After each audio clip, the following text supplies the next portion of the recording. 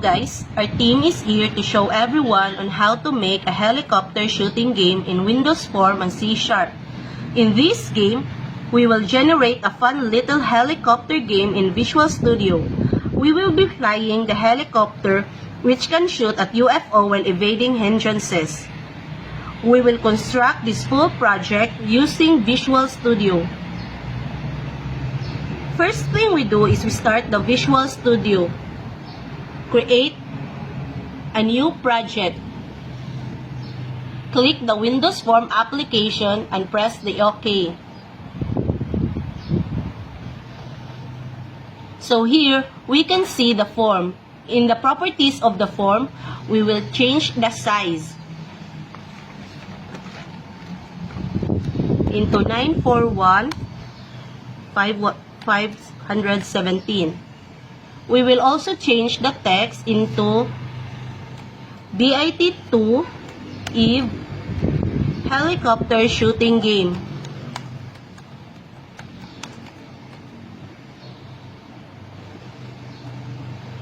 Then after this one, we will go to the background image. We will put a background image of the form. Press OK, and we will change it into stretch. We will drag and drop a picture box. And in the picture box, of the properties of the picture box, we will change the name into Pillar 1. We will also add an image for the pillar. So we will import and click the pillar image. We will also change the location.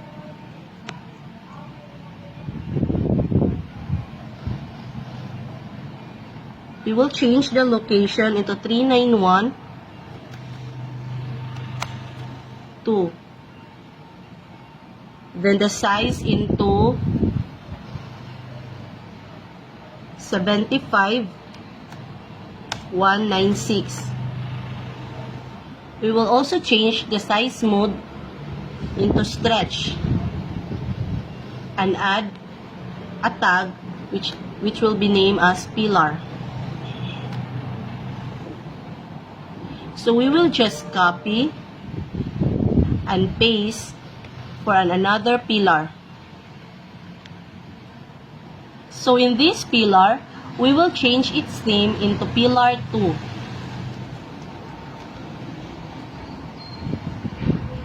Then, we will drop and drag again another picture box.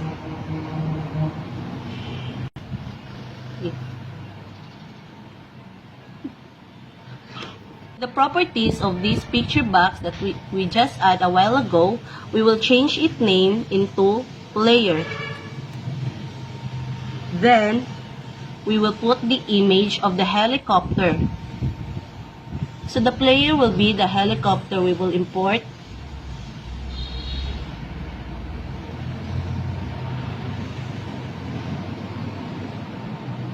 And we will change the size.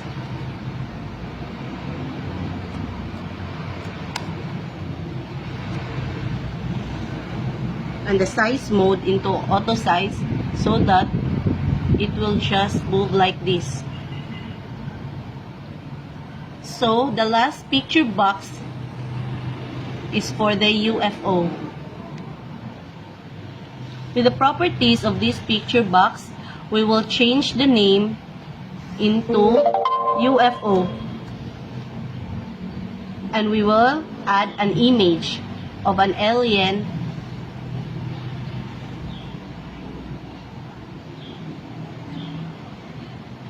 We will add another picture box. In the properties of this picture box, we will change its name into UFO. Then, we will add an image of a UFO. So here, we will just click this one, click the alien one, then press OK. We will also change the location into 780, 203. Then after that, we will also change the size. 68, 72. And the size mode into auto size. So here is the alien. So we're going back to the properties of the form. We will click this lightning bolt and we will find the key down option. We will type the key is down and press enter. So we will back to our design. And now we will click the key up and type key is up. Press enter again. Then we will also drag and drop a label. This label is for the score. We will change the name of the label into text score.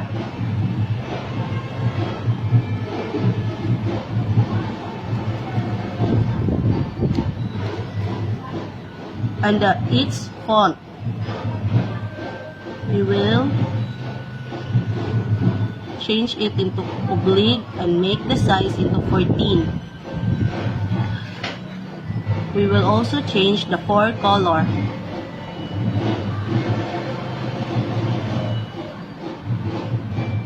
The location is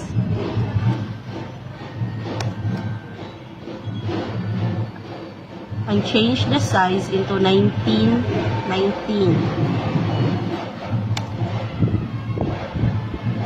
We will also add a text. We will put score, then 0. So here is the score. We will also add or drag and drop the timer. Click the timer, then change the name into game timer. Click the enabled and make it into true. And the interval is 20. So, here is the code that we already made. First and foremost, let's add some variables that we need for this game. We declare the boolean and declare them only in one line. So, go up, go down, because it can only be moved up and down. Shut, and then game over. What? We put the private void restart game. Then the private void game over. The private void remove bullet, and inside of it, one will take one argument, which is picture box, and it's called bullet. Another is a private void make bullet, and we also have the private void change UFO. Here are all the codes that we made.